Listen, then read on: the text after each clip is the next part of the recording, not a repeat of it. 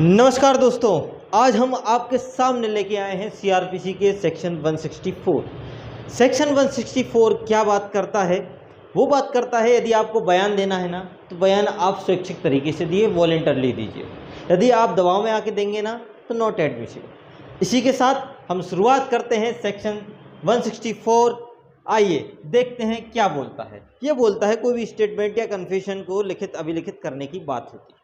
क्या बात होती है? इंट्रोडक्शन पार्ट पे अगर हम बात करें कि हमें करना क्या है, इसको रीड किसके साथ करना है, तो रीड करेंगे हम सेक्शन 24 इंडियन एविडेंस एक्ट के साथ, section 25 Indian Evidence act, section 26, section 29। क्या बात करता है? 24 बात करता है टीआईपी की। यदि आपको कोई थ्रेट दिया है, कोई इंड्यूसमेंट दिया है, कोई प्रॉमिस दिया है, लालच वगैरह दी है, दबाव डाला है, धमकाया है, तब आप उस बिहाफ पे अगर आप कोई कन्फेशन कर लेते हो, डरा धमका के ऐसे करके, और आपने बोल दिया जी सर मैंने मर्डर किया है, पुलिस के सामने बोल दिया, तब ये कन्फेशन क्या हो गया? इनएडमिसिबल, अस्वीकृत हो गया, अग्राह्य हो गया, है ना।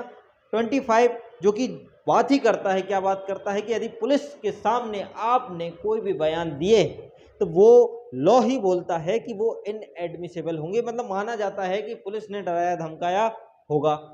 26 क्या बात करता है? 26 बात करता है कि मजिस्ट्रेट के समक्ष अगर आपने क्या दिया है, कोई बयान दिया है, तो वो एडमिसिबल होगा। और इसी की बात करता है कौन? 164 के आप अगर मजिस्ट्रेट के सामने बयान दे रहे हो और दबाव में आके नहीं दे रहे हो, तब वो रिलेवेंट होगा, एडमिसिबल होगा, अन्यथा नहीं होगा। 29 सीक्रेसी, मत नशे में अगर आपसे कुछ बुलवाया दिया तो वो भी क्या? धोखे से, ठीक है। यदि आप क्या होता, माना जाता है कि बोल गया है सीक्रेसी में, गुप्त स्थान पे, ठीक है, नशा करके धोखा देके आपको कुछ पिला दिया और धोखे से आपसे बुलवा लिया, तो वो भी क्या होगा? एडमिसिबल नेचर का होता है। चलिए, ये हमें इनके साथ पढ़ना है, इसकी एविडेंसरी वैल्यू बता देंगे। ये रिकॉर्ड के बारे में जानने से पहले हमें ये पढ़ना है कि कन्फेशन क्या है।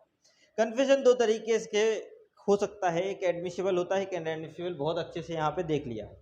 एडमिसिबल वही होगा जो मजिस्ट्रेट के सामने दिया जाए according to section Indian Evidence Act 26, और इनएडमिसिबल वो होगा जो पुलिस के सामने दिया जाए according to section 25 Indian Evidence Act. Accuse और एनी पर्सन कन्फेशन के डायरेक्ट मजिस्ट्रेट के पास नहीं जा सकते। कन्फेशन के लिए किसके पास नहीं जा सकते? वो डायरेक्ट मजिस्ट्रेट के पास नहीं जा सकते। उनको बाय थ्रू जो प्रोसीजर चलती है पुलिस के समक्ष, जो ड्यूरिंग इन्वेस्टिगेशन में जो बयान दिए जाते हैं, उसके बाद जब परीक्षण खत्म हो जाता है, उसके बाद जो अगर कोई बयान दे रहा वो तो स्वीकृत होंगे नहीं। लेकिन अगर जब मजिस्ट्रेट के समक्ष आपका एग्जामिनेशन चल रहा, तो मजिस्ट्रेट आपसे पूछा जाता है कि पुलिस के समक्ष जो आपने बयान दिए थे वो आप दबाव में दिए थे या आपने मर्डर किया है या नहीं। आप इस चीज़ के लिए दबाव नहीं हो, आप बाउंड नहीं हो। यदि आप स्वेच्छा हो, आप बोलो कि आपने मर्डर किया है, तो हम लिखेंगे, नहीं लिखेंगे। ये वाली बात है कि मतलब डायरेक्ट नहीं जाओगे कि सर मैंने क्या किया है, मैंने मर्डर किया है। डायरेक्ट मजिस्ट्रेट के पास संस्वीकृति के लिए नहीं जा सकते, ये जनरल रूल है।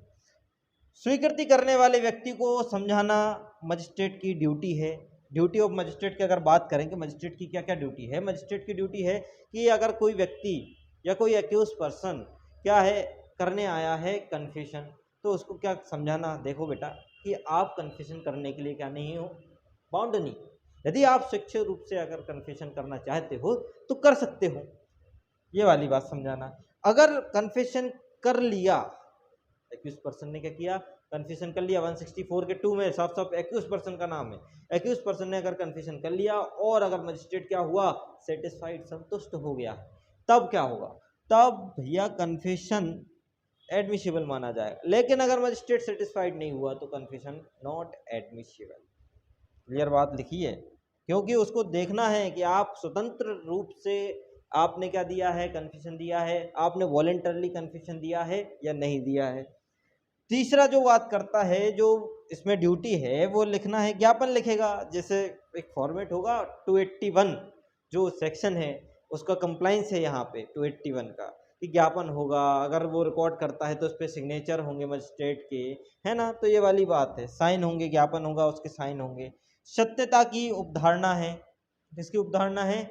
सत्यता की उपधारणा। आप डायरेक्ट में देखना, उसमें लिखा है कि मैंने इस उसका नाम होगा और रिकॉर्डिंग हो गई और लास्ट में मजिस्ट्रेट की सिग्नेचर, वो 281 का कंप्लायंस है। ठीक है। सत्यता की उपधारणा, मतलब अगर कोई व्यक्ति क्या करता है, कन्फेशन करता है, तो ये माना जाता है कि वो हमेशा क्या है, सत्य बोल रहा है, क्योंकि वो उससे बोला जाता है, कंप्लायंस लिया जाता है कि भैया आप बाउंड तो नहीं हो, आप किसी दबाव में तो नहीं दे रहे हैं, मतलब वार्निंग दी जाती है, सतर्क किया जाता है ना। तो ये वाली बात है, मतलब उसका माना जाता है, प्रिजम्पशन लिया जाता है कि ये हमेशा क्या बोलेगा, कन्फेशन में सत्य बोलेगा। एक केस आया था पलानीसामी वर्सेस राज्य 2013 का। इसमें क्या हुआ था, जो गवाह के बयान दर्ज किए जाने के उद्देश्य है आश्वासन के लिए जांच सही दिशा में, मतलब किसी की स्टेटमेंट को आप रिकॉर्ड करते हो तो उसका उद्देश्य क्या है, उसका उद्देश्य, उसका ऑब्जेक्ट ये है कि वो जो जांच चल रही है, जो इंक्वायरी इन्वेस्टिगेशन चल रही है, वो सही दिशा में चल रही है या नहीं, कोई बर्डन, कोई दबाव के कारण तो उसने ऐसे बयान नहीं दे दिए। ये जांच करना पलानीसामी वर्सेस राज्य लैंडमार्क केस है, ध्यान रखिएगा। मतलब 164 को एक नाम से जाना जाता है, इसको बोला जाता है पिछला बयान।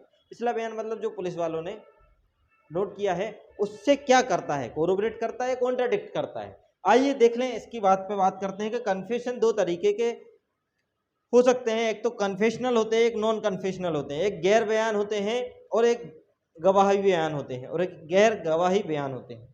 ये सब्सटेंसिव एविडेंस होते हैं, मतलब कन्फेशनल अगर आपने बिना किसी दबाव के वॉलंटरी दिया है तो सिर्फ इसी के आधार पे आपको क्या हो सकती है, आपके अपराध को दर्शाते हैं और आपके अपराध की क्या हो सकती है, सजा हो सकती है।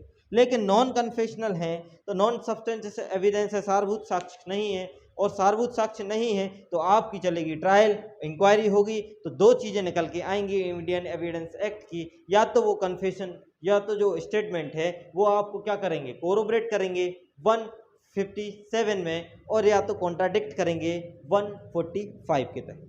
चलिए, ये हमारा पूरा इंट्रोडक्शन पार्ट हमने कवर कर लिया है। अब हम बैरेक्ट की लैंग्वेज पे बात करते हैं कि बैरेक्ट में बोला क्या क्या गया है। अब हमारी बैरेक्ट क्या बोलती है, हमारी बैरेक्ट ये बोलती है कि जो 164 सेक्शन है उसमें पावर दी, कौन कौन से मजिस्ट्रेट को पावर, एक तो मेट्रोपॉलिटन मजिस्ट्रेट और जुडिशियल मजिस्ट्रेट है।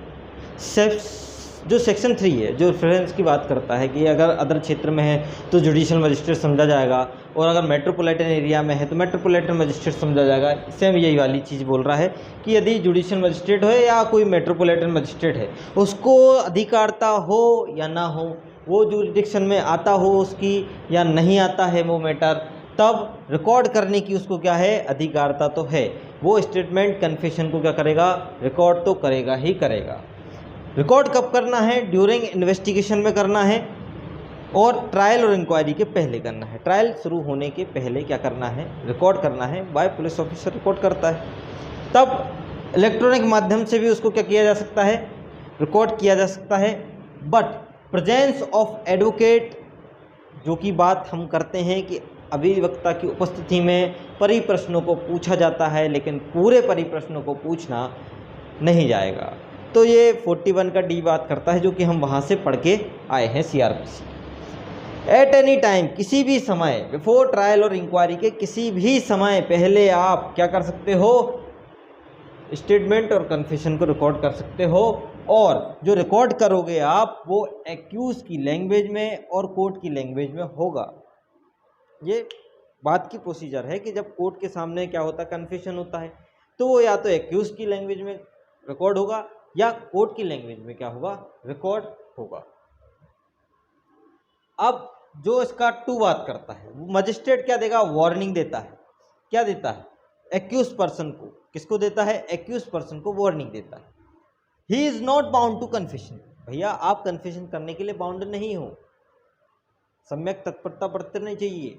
अगर आप किसी दबाव में क्या दे रहे हो, कन्फेशन दे रहे हो, तो आप बाउंड नहीं हो, मत दीजिए कन्फेशन। बता देगा, समझाएगा, आपको बहुत अच्छे से समझाएगा मजिस्ट्रेट। अब मजिस्ट्रेट जैसे ही आपको समझाता है तो मजिस्ट्रेट एक बात बोलता है, आप जो कन्फेशन दे रहे हो ये वॉलंटरली दे रहे हो, तो एक है कन्फेशन मस्ट बी वॉलंटरली, स्वैच्छिक होनी चाहिए, स्वतंत्र होनी चाहिए, ये हम पढ़े हैं। इसके बाद जो 3rd सबसेक्शन है वो बात करता है any time before magistrate, magistrate के समक्ष किसी भी समय। लेकिन याद रखना, एग्जामिनेशन के बाद not accepted confession, but examination के पहले आप कुछ भी करिए, ठीक है। ये वाली बात है कि एग्जामिनेशन के बाद क्यों नहीं, क्योंकि एक सेक्शन है, आपने पढ़ा होगा 313 एक्यूज से क्या होता है, एग्जामिनेशन होता है ना उसका, तो उसमें अगर कन्फेशन कर लिया, उसके बाद अगर एक्यूज को गिल्टी फील होता है कि मैंने कन्फेशन नहीं किया, आप करूँगा, आप बोल दूंगा कि मैंने मर्डर किया, तो नहीं, एक्सेप्टेबल नहीं होगा।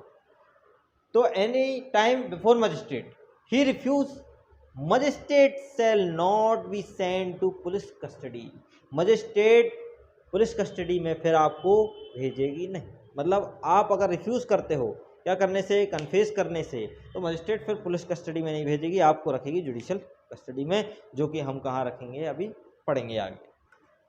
4 बात करता है एक्यूज पर्सन का जब एग्जामिनेशन होता है, जो कि कहाँ होता है 131 में, तब 281 का कंप्लाइंस लिया जाता है कि ज्ञापन तैयार होता है, ज्ञापन पे जो एक्यूज पर्सन है जिसने बयान दिए हैं उसके सिग्नेचर होंगे, और जिसने मजिस्ट्रेट ने जिसने बकाया रिकॉर्ड किए हैं उसके सिग्नेचर होंगे।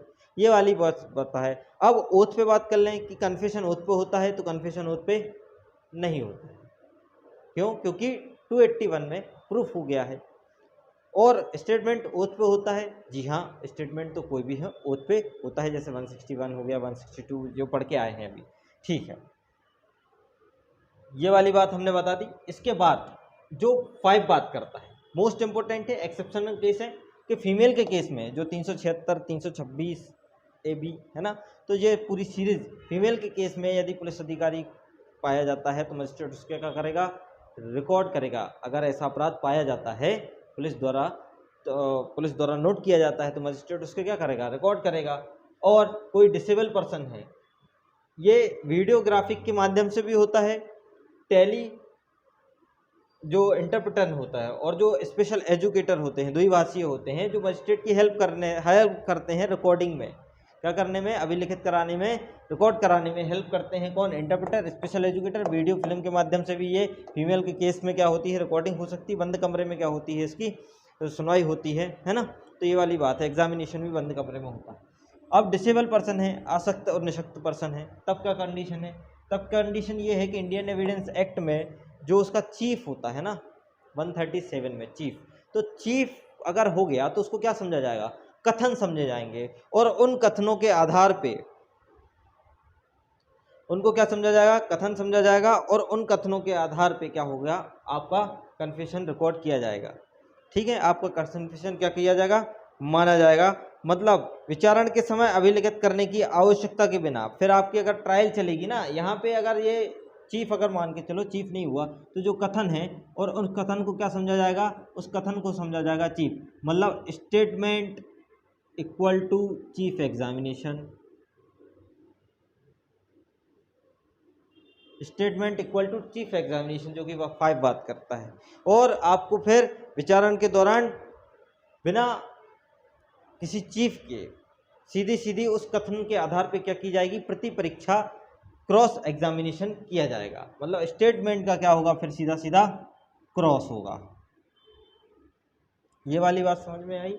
इसके बाद जो 6 है, जो ट्रांसफ़र पावर की बात करता है कि अगर जुडिशियल मजिस्ट्रेट है, उसने स्टेटमेंट रिकॉर्ड कर लिए, कन्फेशन रिकॉर्ड कर लिया है, तो वो ट्रायल के लिए उस जुरिस्डिक्शन वाले कोर्ट को भेजेगा जो वास्तविकता में उसकी ट्रायल करने की अधिकारता रखता है। जैसे कि जेएमएससी को इसमें इंक्लूड किया गया है कि जेएमएससी भी जुडिशियल मजिस्ट्रेट में आ जाएगा, वो नोट करता है। 1 साल की सज़ा, 3 साल की सज़ा वाला है और 1 साल की सज़ा वाले ने स्टेटमेंट और क्या कन्फेशन रिकॉर्ड कर लिया है, तो वो 3 साल वाले मजिस्ट्रेट के पास भेजेगा, जिसको 3 साल के पनिशमेंट देने की क्या है, पावर। ये हमारा पूरा था 164। इसी के साथ हम नेक्स्ट टॉपिक लेके आपके साथ बहुत जल्द मिलेंगे। नमस्कार, शुक्रिया, धन्यवाद, और जुड़े रहिए ड्रीम जुडिशरी इंदौर के साथ। कोई भी क्वेरी, कोई भी यदि आपको डाउट पूछना है तो आप कमेंट बॉक्स में मुझसे पूछ सकते हैं, या